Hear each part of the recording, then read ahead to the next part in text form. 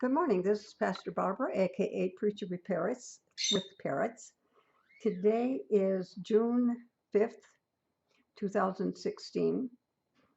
Uh, Along with making the video, we also have a live broadcast for our Sunday morning Bible study. This morning, and I'm sure it's going to take me a couple Sunday mornings to do it. This morning, I want to talk about this particular subject, the end times in chronological order. Uh, it was about 1971 and 2. I think it was 2 by the time it was finally published in Mexico City. I wrote a book in Spanish on the chronology of the Old Testament. Uh, Chronology interests me. Chronology simply means the order in which things happen. One of the reasons, there are several, but one of the reasons, hang on, I got to get, it's not that one, it's the other. One of the reasons that we have difficulty understanding end time prophecy is that nowhere do we have a list of the order in which things are going to happen. Pretty much we understand the beginning. That is the rapture. Anything that's going to happen before the rapture, we catch on to that. Logically, after the rapture, we're not going to have Christians running around here on earth during the tribulation. So we kind of figure that. Then we understand the very end, when everything that's been prophesied has happened. And we have those that are going to spend eternity in heaven are there. And those that are not going to spend eternity in heaven are in the place that was prepared for Satan and his angels. And they're there. But it's those things in the middle that we have difficulty understanding exactly when they happened. It just so happens, and I think it's a blessing, that in our Wednesday night Bible study in the Old Testament, we happen to be in the restoration following the 70 years of captivity in Babylon. During that time and during the 70 years, and during the restoration following that period of 70 years, we have a lot of prophets that wrote. To them, everything they wrote was future. They were told, what you see, write it down. So what they saw, they wrote down.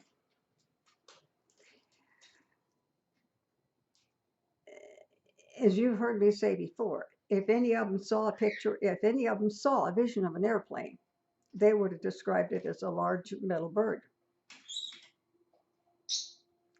Because they had no experience. They had no knowledge. They'd never seen an airplane. Well, when you get Isaiah, you get Jeremiah, you get Hezekiah, and then you get and Ezekiel. And then as you get into the restoration, you get some of those prophets. And here you get one verse, here you get 5 verses. Someplace else you get something else. They're put in the Bible, if you want to know the order in which things are in your regular Bible. The major prophets come first and the minor prophets follow them in the Bible. And of all the prophetic books, that is the longest, that's the first one that shows up. Does that mean those things are going to happen first? No. That means that when they put the Bible together, of the prophetic books that were the longest, the very longest went first, and then the next one. Well, we get then books like the chronology, which I don't have here. It's a few feet away, or I'd hold it up. And those books do the best they can to put them in the order in which they happened. But even so, we have a hard time because we'll have 2 or 3 prophets that were alive at different times, living in different places, and writing about different prophetic events. And we don't know which one happened first. If the story that we're given is long enough, we can figure it out. But if it's short, then it takes us a little bit longer, and it takes a little bit more work to see where this information belongs. Does it belong up here close to the rapture? Does it belong right after the rapture, when the Antichrist is building his empire, building his strength? Does it happen right in the middle of the 7 years? Because we know there's going to be a big change right down the middle after the first 3.5, or does it happen near the end? So then we have to get on our problem solving skills hat and try to figure out where these things happen. I want to start by reading one chapter of the Lord's own words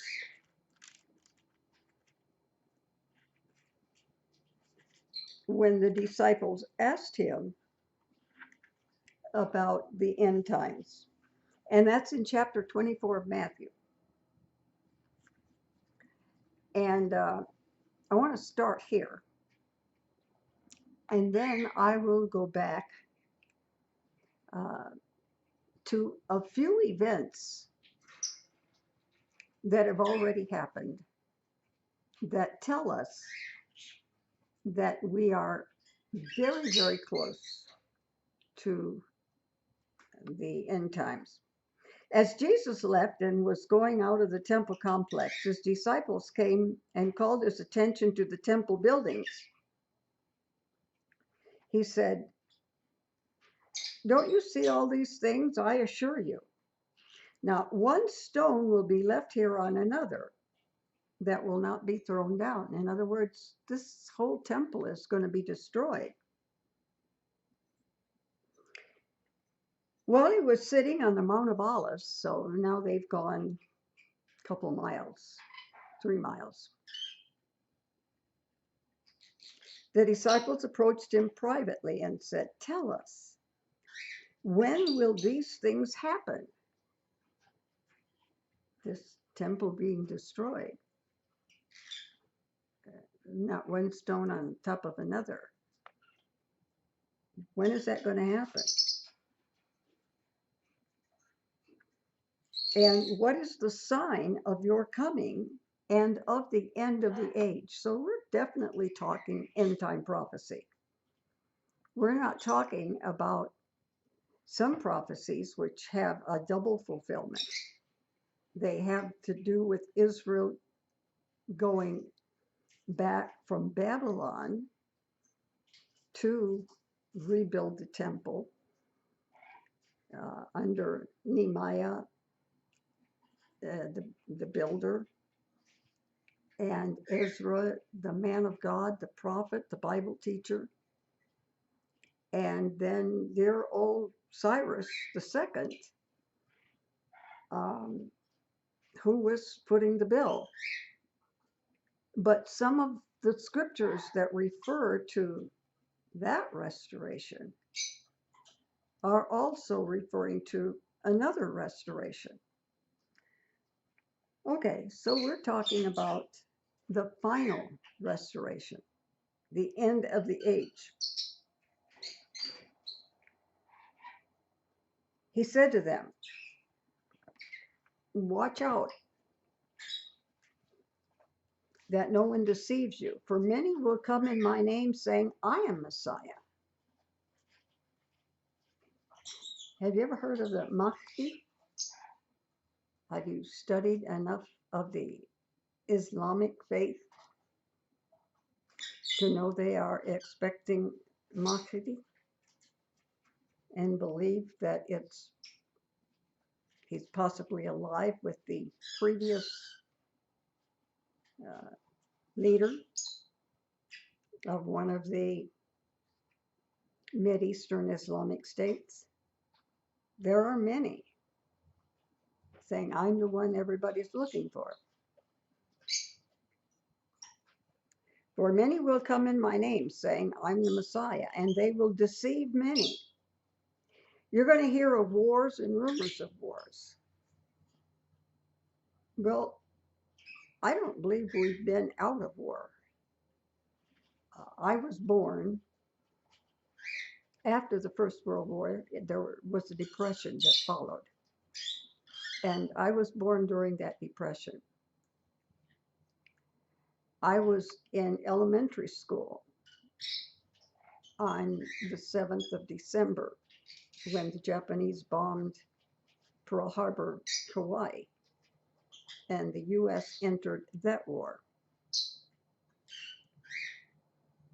I was 14 and had just gotten my driver's license and had the family car. Because in those days, the family had a car. Mom didn't have one, and Dad had one. And then as the kids graduated from high school, they had one. The family had a car. And my dad called me and he said, the war just ended. There's going to be people in the street. You're not a good enough driver yet. Get the car here. I was 14 and a couple of months when that happened. And from there, it was another war and another war and another war. And right now, we're in a war. We're not marching. We're not driving caterpillars down highways and dropping bombs. But we're very, very definitely in a war of politics and faith and belief systems. Nation will rise up against nation, and kingdom against kingdom. There will be famines and earthquakes in various places. We've always had them. Jerusalem is, in fact, the gate that Jesus entered into Jerusalem on what we call Palm Sunday. That is near an earthquake fault. There has been an earthquake near the ruins of the original temple, which is the Western Wall or the Wailing Wall, since I was there. So the pictures that I see now on the internet are not the same as those that I have in my personal collection, because there's been an earthquake in the women's side. And it has been reduced in size, and there's a walk where you walk to get to the Al-Aqsa Mosque behind the Western Wall that wasn't there before. So just like we in California from time to time have little ones, they change our lives a little bit, not a whole lot. At least it's been a while since any of us had our lives changed a whole lot because of it. an earthquake.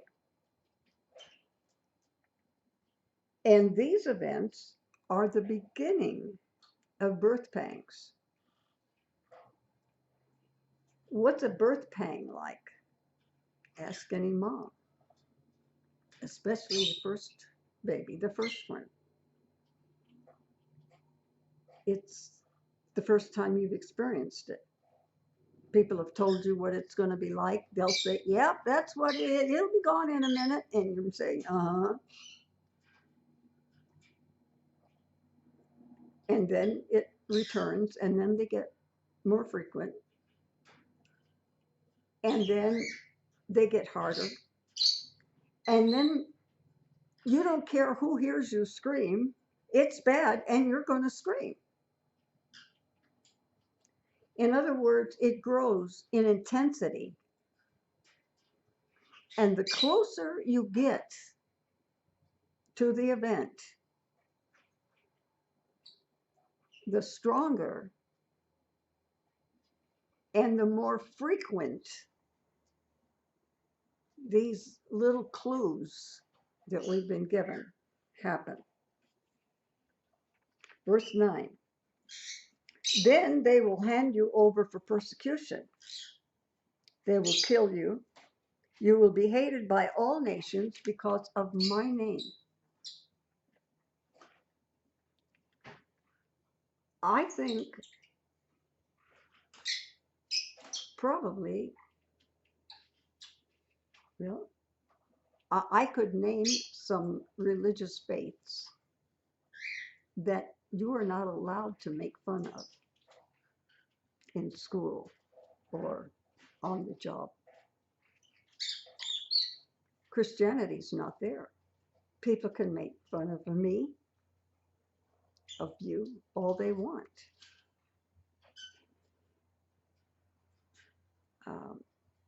But not certain other faiths. They're protected.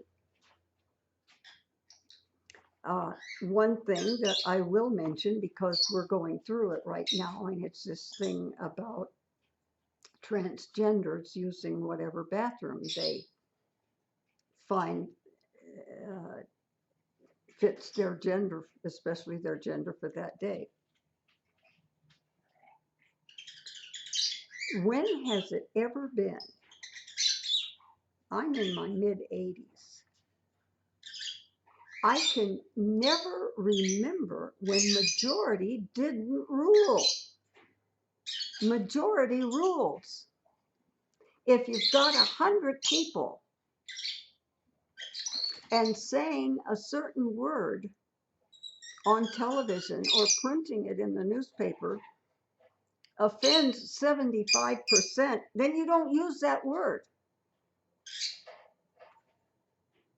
But now 1 out of 100 can say, I'm a girl today, I'm going to the girls' bathroom. 1 out of 200. Majority doesn't rule anymore. This is what rules. It's the way our country and the way our world is going. You will be hated by all nations because of my name, and many will take offense, betray one another, and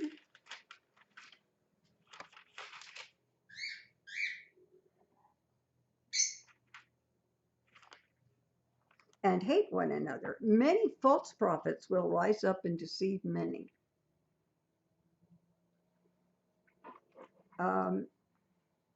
There's not a perfect church. There's not a perfect denomination. But I like the fact that we have some, imperfect as they might be, because at least we know what they stand for. But the big deal anymore is just follow me. I'm a preacher.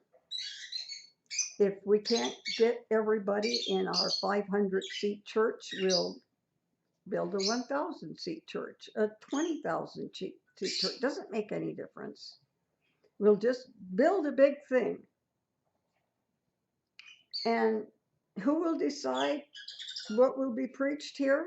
Since we don't belong to anybody, first of all, who's going to recognize the reverend? Who's going to say this person qualifies as spiritual leader? Oh, well, we'll come up with something. Who's going to determine how the money is going to be spent? Oh, well, we'll get a board to do that.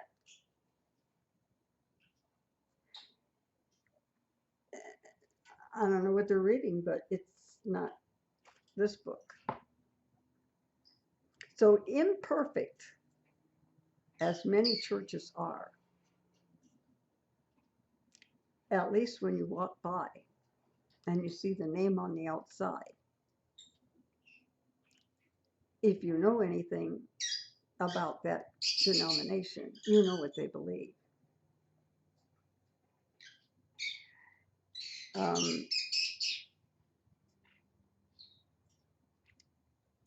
Many false prophets will rise up and deceive many because of lawlessness, because people don't want to obey the law, because people don't want to do what they're told. They want to do what they want to do. Because of that, the love of many will grow cold. Of the 7 churches that we have in the 2nd and 3rd chapters of the book of Revelation, losing your first love is on the list.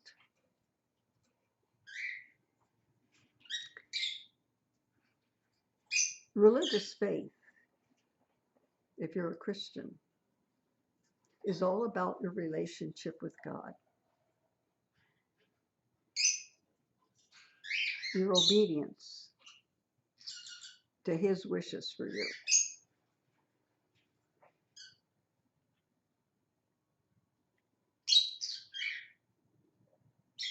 It's like any relationship.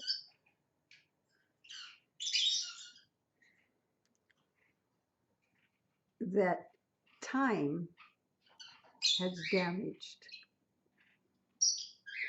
And the love that was once there isn't there anymore. That's a hard relationship to be in. It's a hard relationship to be in. Because you're not loved like you loved and were loved when you started this relationship.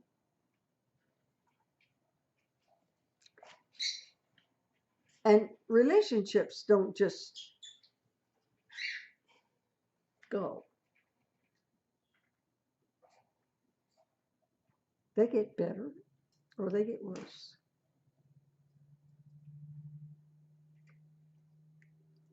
I know people that have been married so long,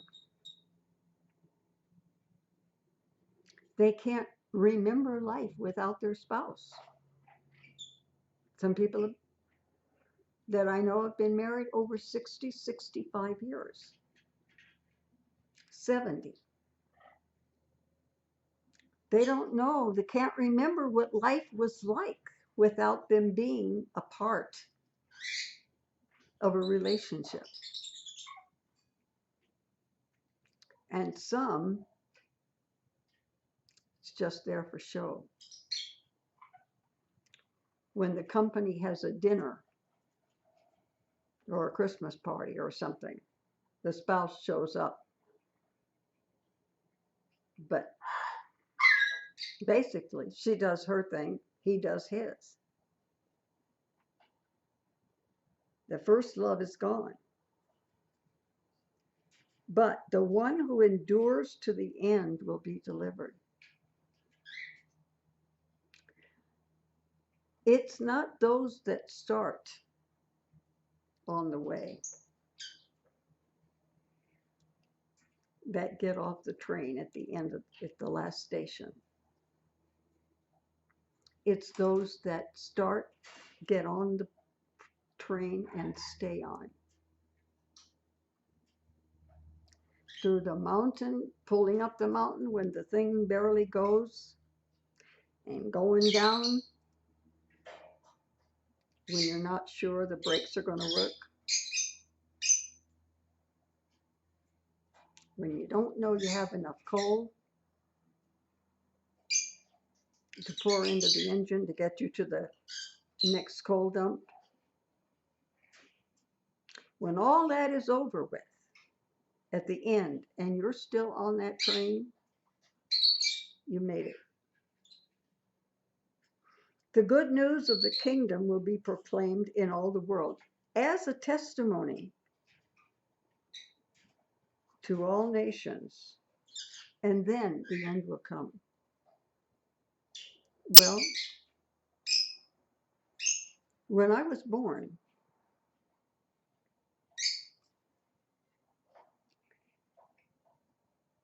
and this is important because there have been a lot of generations since Jesus said this, until my birth. A lot of people were born after Jesus said these words, and this doesn't fit them. The good news of the kingdom will be proclaimed in all the world as a testimony to all nations. In other words, so the closer we get to the end, the more we understand it. It's like you look at a photograph. We don't hardly know what that is anymore. Now we got stuff in our cell phones and on our websites.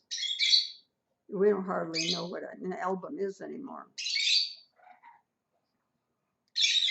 But back when you used to look at one of these, and I have so many that are part of our church history and family history and so forth, that I'm trying to give them to people since I don't have family to carry them on.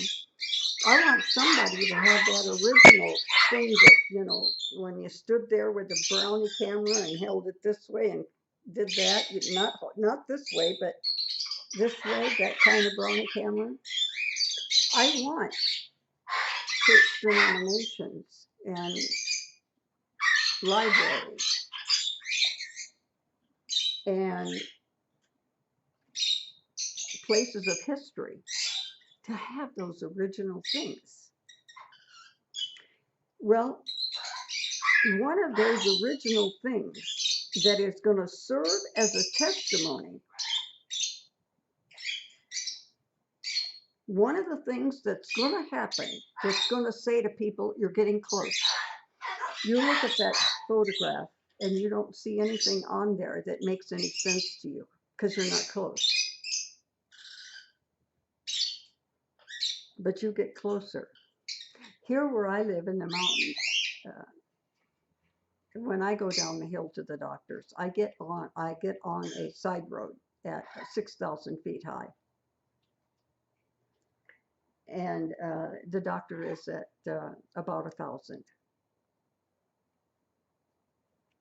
And I watch as I go down the mountain, 5,000, 4,000, 3,000, 2,000.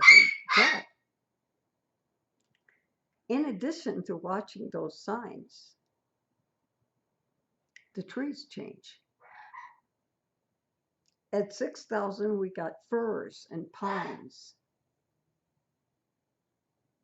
At 5,000, we've got a different kind of tree. At 1,000, we've got desert plants. And so if you're looking at a picture taken at 1,000 and you're up here at 6,000, there's nothing. You look around, you don't see anything that looks like that picture. Just go down another 1,000 feet.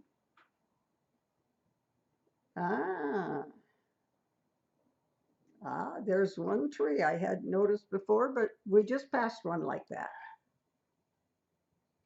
And then you go down another 1,000 feet.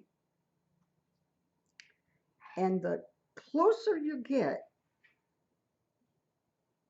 you then can say, hot dog, we're almost there. When you're far away, it's a long way off. Nothing in your everyday life reminds you that we're near the end. But Jesus says, just so you all will have a testimony and just so the whole world will know what's going on, the good news of the kingdom will be proclaimed in all the world as a testimony to the nations, so that everybody in the whole world will know the message of the cross of Christ has now been preached to every nation in the world. And then the end will come. I couldn't say that when I was 14 and got my driver's license and the Second World War ended.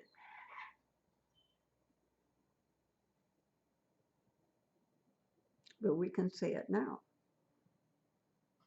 Thanks in part to the printing press, but mainly to radio, television, and the internet.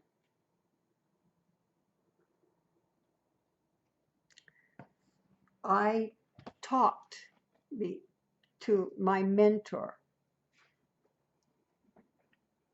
before his wife, and then he passed away. When I learned she had Alzheimer's and Sister Rose passed away, I was now free to travel again. I said, I have to go see these people while there's time, while they'll know who I am, while they'll remember our history, our past.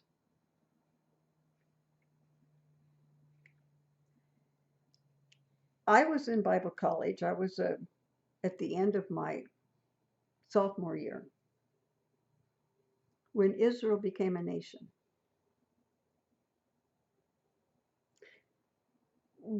Dr. Harry Jessup, one of our superintendent,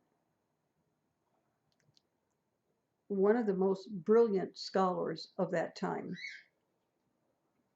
preached every Sunday afternoon to us. Some of the best sermons I've ever heard in my life, I heard in those years when I was a student. That brilliant biblical scholar's mind never occurred to him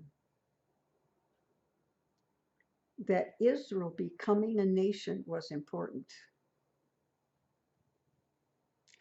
I heard sermons from him on the meaning of the word Selah. I heard sermons from him on how Enoch named his son with a prophetic name, Methuselah, and that name meant in the year of my death, it will come to pass. And just as I sat in Brother Martinez's dining room table during a revival in the 50s and did the math because I wanted to prove that Dr. Jessup was right, he had done before me. He got so much out of every scripture. It didn't occur to him. We never got a sermon on it. Nothing was ever said in a class. And when I went back to talk to Dr. Furman, my mentor, and his wife, I said, did you know, because they were between my age and Dr. Jessup's age, did you know when Israel became a nation, did you know how important that was to prophecy? I didn't, but I was 18 and not much of a Bible scholar. Did you know? And he said, no. But on the day, and I should have looked it up. I was too busy trying to get these old computers working so that we could record this morning's program. To do this, I would have looked up and seen the date, and you can do it later if you want to, of the first satellite transmission program. I knew history was happening. I knew it was scriptural. I knew it meant that before that day, the rapture could not have appeared, could not have happened, but now it could. I was living in a motorhome that I lived in after, between trailer life and a house. I had a motorhome for 8 years. And I remember the black Naugahyde chair that you could lay back and almost take a nap in, that I sat there and watched the first satellite transmission. And I knew that what the Bible talked about, the two witnesses in the book of Revelation, that the whole world would see at the exact same time when these two men would go back to heaven. I knew that it could not have happened before that day. Because before that day, there was no way that something could happen in one place and be seen in another. Oh, you could take a picture of it, mail the picture. I can remember when in New York, and it was 9 o'clock in the evening in New York, they would take a video, put it on an airplane, fly it to Los Angeles, and it would get here at 9 o'clock Los Angeles time. And we would get a video of what had been made, what had been flown to us 3 hours before from New York. But nothing at the moment that it happened until satellite. And now, of course, let's see, Kwame, are you not on the east coast of Africa? I'm looking for those that are viewing the video. I'm looking at my live program here, and I see somebody on the west coast. I see somebody in a couple of people from the mid-United States, and if I'm not mistaken, I see somebody from another continent. I'm here in Southern California, and when I do that, at that moment, if I'm not mistaken where this person's from, somebody on the east coast, northeastern coast of Africa sees that, like that. That didn't happen before. But now, hey, Jesus can come and it can happen because the whole world can see something at the same time. But before I moved there in 1965 and lived there for 8 years. So that would have been 65 to 78, 73, along in there somewhere. Until then, these things could not have happened. But now they've happened. And because we're closer to the event, like childbirth, the harder the pains and the closer together they are. And then the end will come. So when you see the abomination that causes desolation spoken of by the prophet Daniel, we're doing him on Wednesday nights, standing in the holy place, then those in Judea must flee to the mountains. A man on the housetop must not come down. There's no time to go back up and get your glasses. Pick up your cell phone. Now you've got a chance to run, you better run. What Daniel was talking about, it's happening. Run, man. A man on the housetop must not come down to get things out of his house. And a man in the field must not go back to get his clothes. Woe to the pregnant women and the nursing mothers in those days, because it's harder if you're 8.5 months pregnant, or if you've got a tiny few-week-old baby. Life is a lot harder. For at that time, your escape may not be in the winter or the Sabbath, because on the Sabbath, Jews could only go less than a mile. That's as far as they could walk. And men, you got trouble, pray that it not happen on a Saturday, and you're not limited to only going a certain number of steps. Pray that it not happen in winter when life and travel is harder. For at that time there will be a great tribulation. We've been reading it Sunday nights, and we are starting to get them back up on YouTube. The kind that hasn't taken place from the beginning of the world until now and never will again. One-time things being prophesied, they're about to happen. Unless those days were limited, no one could survive.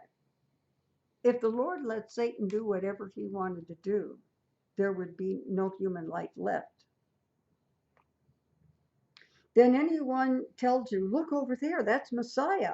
Over here. Don't believe it. False messiahs and false prophets will arrive and perform great signs and wonders. It's not what they can do. Remember, the Antichrist is going to build himself a statue. And we don't know how that thing is going to think and talk back to you. Oh, some people are sure it's a software. And some people are sure it's something else. But really, I don't think anybody knows. Not even the elect. Take note. I told you in advance. If they tell you, look, he's in the wilderness, don't go out. Look, he's in the inner rooms, don't believe it. For as lightning comes from the east to the west, so will be the coming of the Son of Man. Wherever the carcass is, there the vultures will gather. I remember seeing a movie or a video many, many years ago when they used to have car races down the California peninsula of Mexico.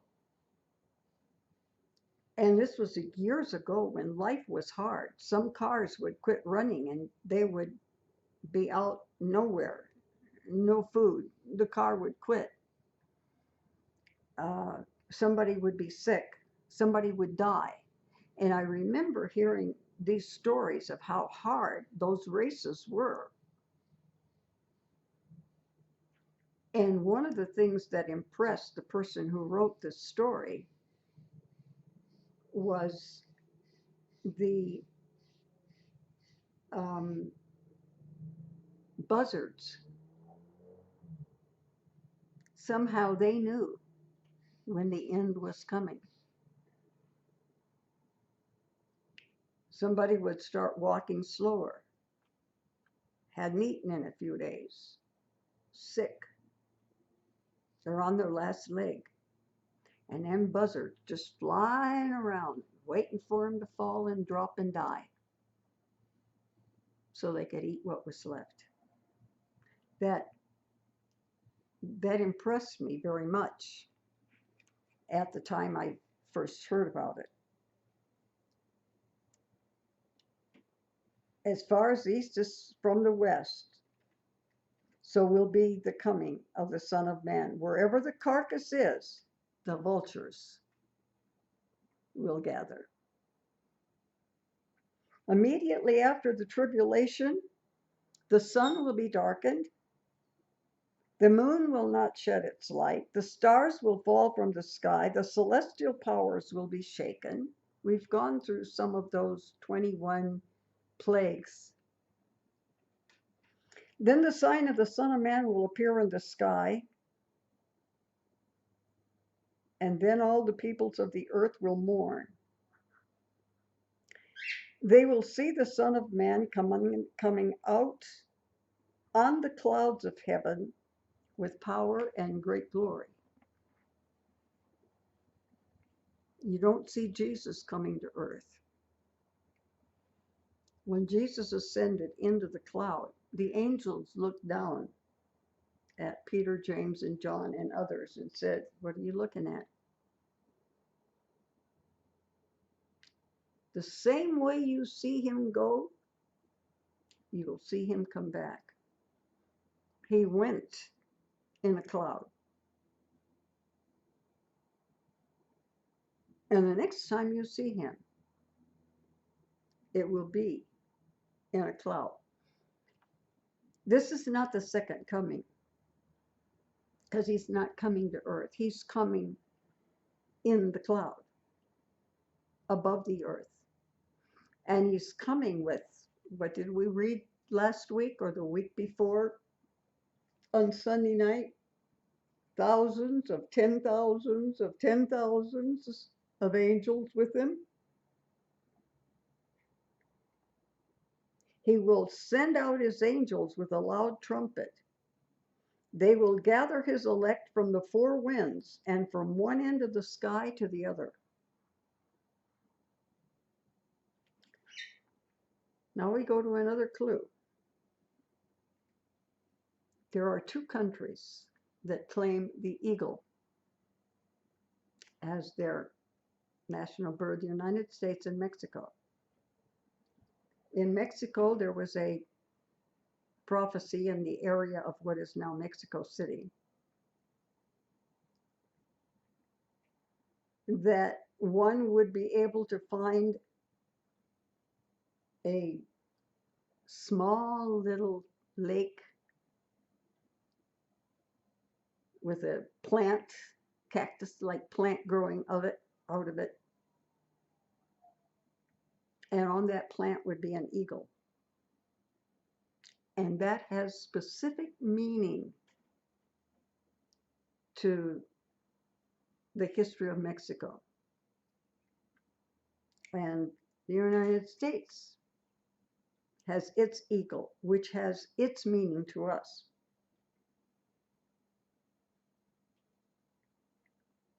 Learn the parable from the fig tree. Fig tree? Fig tree is Israel. Israel? Yep, I just told you in 1948, I was a sophomore in college, Bible college.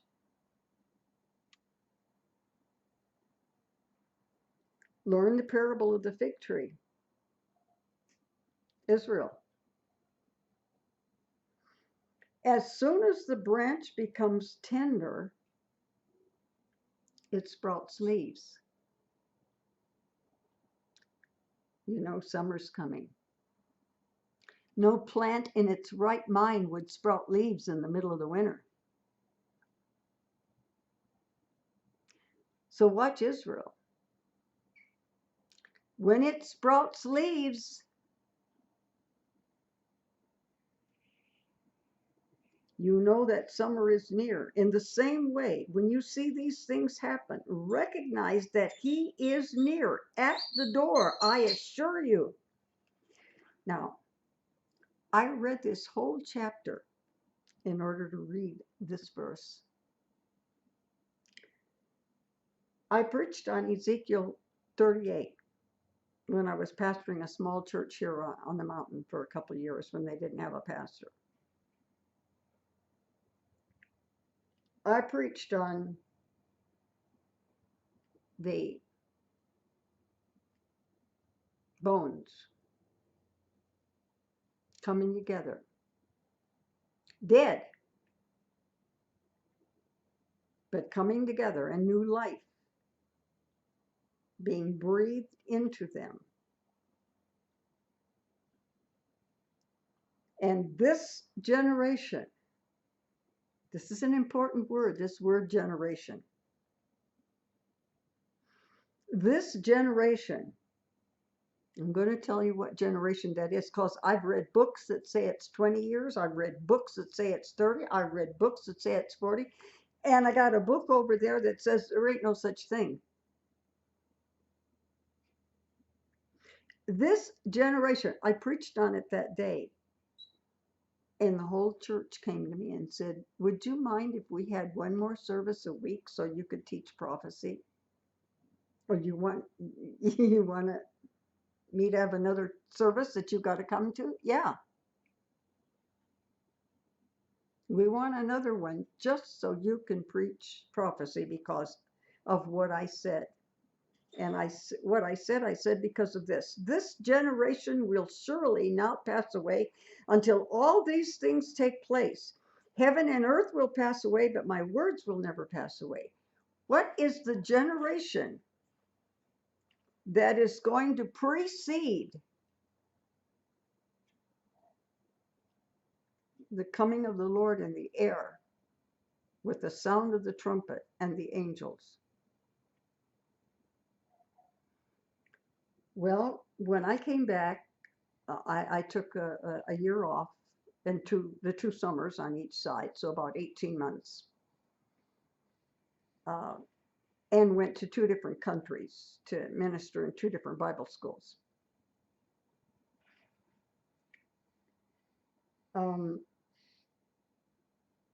When I came back, a book had been written. It was a doctoral thesis. It was on end time prophecy. And from then until now, there's a great deal of interest in everything prophetic.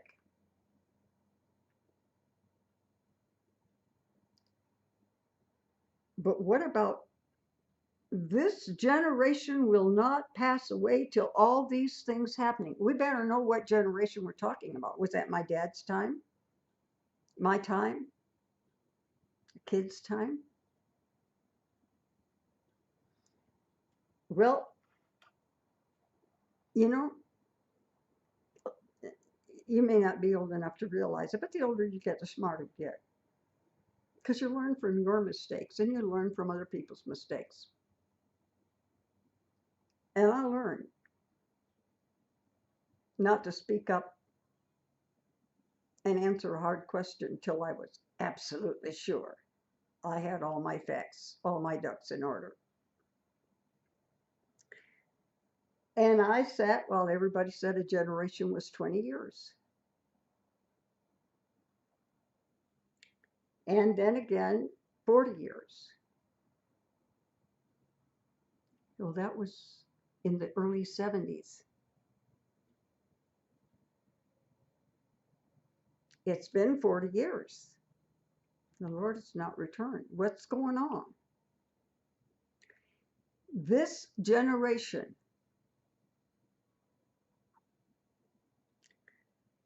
I had a feeling, but I'm not a mathematician. That's not where my knowledge lies. That's not what I've studied. That's not what I teach.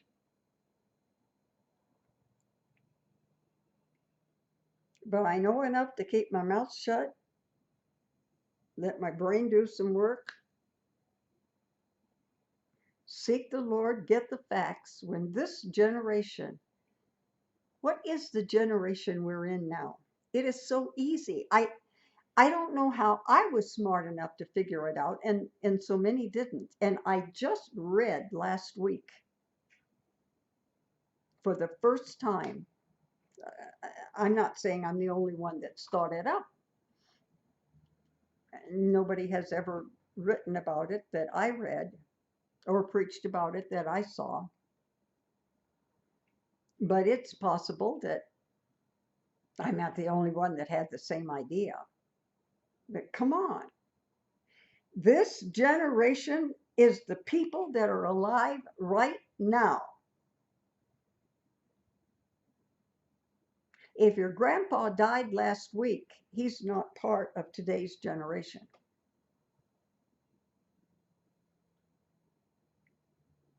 If your mother is pregnant now, your baby sister or brother is not part of this generation. This generation are the people who are alive right now. And Elijah said, Jesus said, this generation will not pass until these things come to pass. What? The generation that saw the possibility of the rapture happening. There could have been no rapture before June 1948. Impossible. Nobody could have gone to Israel. There was no nation called Israel.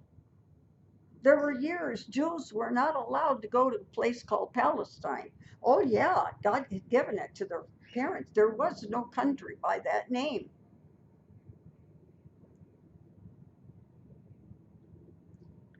Until in the late 60s, early 70s, it would have been impossible that the two witnesses in the book of Revelation that will testify in the first 3.5 years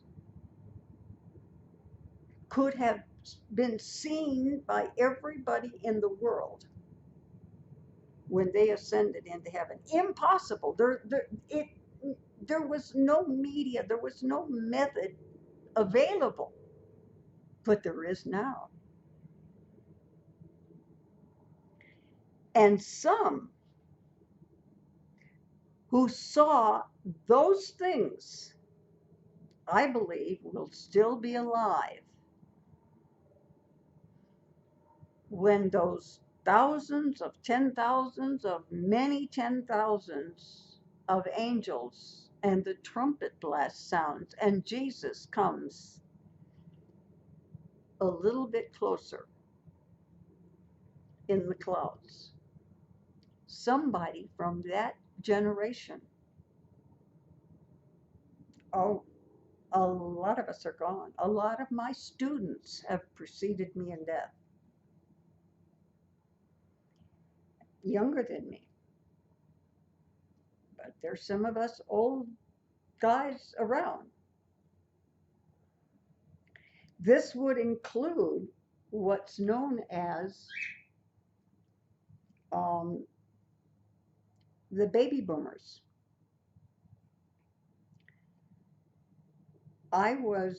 When the war started, I was in elementary school. I was 12 and 13 when I did babysitting. Pretty young to be a babysitter, but I would babysit from 3 to 5 families of kids because teenagers were busy working in factories.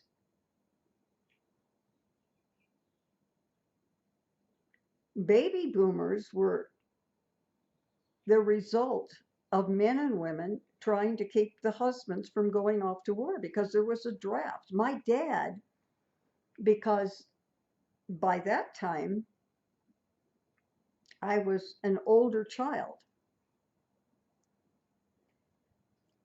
But those who were 10 years younger than me and up to 15 years younger than me, they were having babies every 10 months. Because the more babies you had, the better your draft card was, and the less chance you would have of being called to go serve in the war. I believe the generation that saw the breath put back into Israel as predicted by Elijah, some of those that were alive then, they may have been baby boomers, they may have been like me, preteen, and now mid 80s.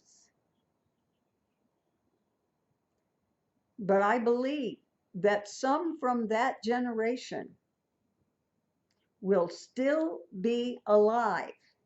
I think that's what that generation is. It's not 20 years or 25 or 30. This group of people living that see this happen, some of them will be around when these things are fulfilled. We've been just a little bit over 1 hour, and I'm going to close this video. I don't want my Bible study class to go anywhere. I'll be right here. But I'm going to close this video for now, and we'll be back in just a little bit. Until then, blessings on you.